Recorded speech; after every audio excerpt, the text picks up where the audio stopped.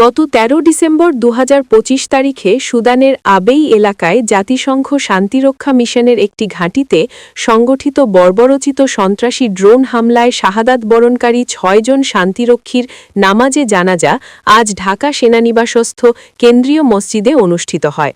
নামাজে জানাজায় স্বরাষ্ট্র উপদেষ্টা জাহাঙ্গীর আলম চৌধুরী, সেনাবাহিনী প্রধান জেনারেল ওয়াকার উজ জামান, নৌবাহিনী প্রধান অ্যাডমিরাল এম নাজমুল হাসান, বিমান বাহিনী প্রধান air chief marshal Hasan Mahmud Khan, সামরিক ও বেসামরিক বিভিন্ন পদবীর কর্মকর্তা, অন্যান্য পদবীর সদস্যগণ এবং গণমাধ্যম ব্যক্তিবর্গ অংশগ্রহণ করেন।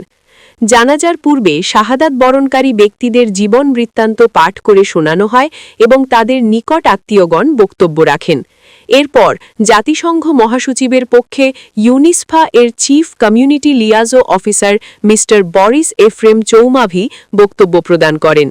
জানাজা নামাজ শেষে তাদের প্রতি যথাযথ রাষ্ট্রীয় সম্মাননা প্রদান করা হয়। এ সময় অন্যান্যদের মধ্যে প্রধান উপদেষ্টার পক্ষে তার সামরিক সচিব শাহাদাত বরণকারীদের প্রতি শ্রদ্ধা নিবেদনের উদ্দেশ্যে পুষ্পস্তবক অর্পণ করেন। এরপর ইউনিসফা এর চিফ কমিউনিটি লিয়াজো অফিসার শাহাদাত বরণকারীদের নিকট আত্মীয়দের কাছে জাতিসংঘ মহাসচিবের পক্ষ থেকে জাতিসংঘের পতাকা হস্তান্তর করেন। জানাজা শেষে শাহাদাত বরণকারীদের পরিবারের কাছে প্রধান উপদেষ্টার স্বাক্ষরিত পৃথক পৃথক শোক বার্তা হস্তান্তর করা হয়। এই ঘৃণ্য ড্রোন হামলার ঘটনায় বাংলাদেশ সরকার এবং জাতিসংঘের ঊর্ধ্বতন কর্মকর্তাবৃন্দ ইতপূর্বে তীব্র নিন্দা জানিয়েছেন।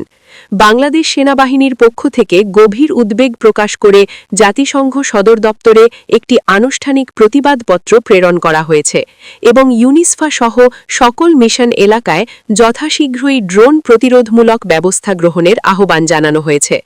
উক্ত সন্ত্রাসী ড্রোন হামলায় ৬ জন শান্তিরক্ষী শহীদ হওয়ার পাশাপাশি ৯ জন শান্তিরক্ষী আহত হন, যাদের মধ্যে ৮ জন কেনিয়ার রাজধানী নাইরোবিতে অবস্থিত আগা খান ইউনিভার্সিটি হাসপাতালে চিকিৎসাধীন রয়েছেন।